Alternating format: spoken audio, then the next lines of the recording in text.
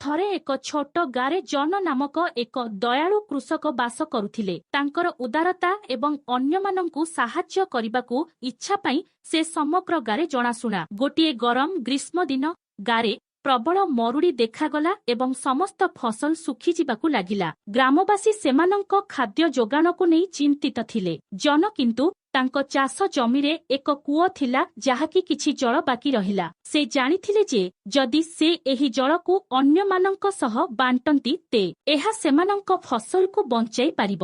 ବିନା ଦ୍ୱିଧାରେ ଜନ ତାଙ୍କର ମୂଲ୍ୟବାନ ଜଳକୁ ନିଜ ଗ୍ରାମବାସୀଙ୍କ ସହ ବାଣ୍ଟିବାକୁ ସ୍ଥିର କଲେ। ସେ ଏହାକୁ ଆବଶ୍ୟକ କରୁଥିବା ବ୍ୟକ୍ତିଙ୍କୁ ପ୍ରଦାନ କରିଥିଲେ, ଯଦିଓ ସେ ଜାଣିଥିଲେ ଯେ ଏହା ସମସ୍ତଙ୍କ ପାଇଁ ଯଥେଷ୍ଟ ନୁହେଁ। ଲେଶ ସ୍ୱାର୍ଥପର କାର୍ଯ୍ୟ ଅନ୍ୟମାନଙ୍କୁ ମଧ୍ୟ ପରସ୍ପରକୁ ସାହାଯ୍ୟ କରିବାକୁ ପ୍ରେରଣା ଦେଇଥିଲା। ଦିନ ଗଡ଼ିବା ସହିତ ଗ୍ରାମବାସୀ ଜଳ ସଂରକ୍ଷଣ ତଥା ପରସ୍ପରକୁ ସମର୍ଥନ କରିବା ପାଇଁ ମିଳିତ ଭାବରେ କାର୍ଯ୍ୟ କରିଥିଲେ। ଚମତ୍କାର ଭାବରେ ବର୍ଷା ଶେଷରେ ଆସିଲା ଏବଂ ସେମାନଙ୍କର ଫସଲ ସଞ୍ଚୟ ହେଲା, ଗାଟି ସମୃଦ୍ଧ ହେଲା ଏବଂ ଲୋକମାନେ ତାଙ୍କ ଦୟା ଏବଂ ଉଦାରତା ପାଇଁ ଜମକୁ କୃତଜ୍ଞତା ଜଣାଇଲେ। କାହାଣୀର ନଅମୋରଲତିକତା ହେଉଛି ଯେ ନିଲେଶ ସ୍ୱାର୍ଥପରତା ଏବଂ ଦୟା ଏକ ପ୍ରଭାବ ପକାଇପାରେ, ଅନ୍ୟମାନଙ୍କୁ ଏକତ୍ରିତ ହେବାକୁ ଏବଂ ମହତ ଜିନିଷ ହାସଲ କରିବାକୁ ପ୍ରେରଣା ଯୋଗାଇଥାଏ।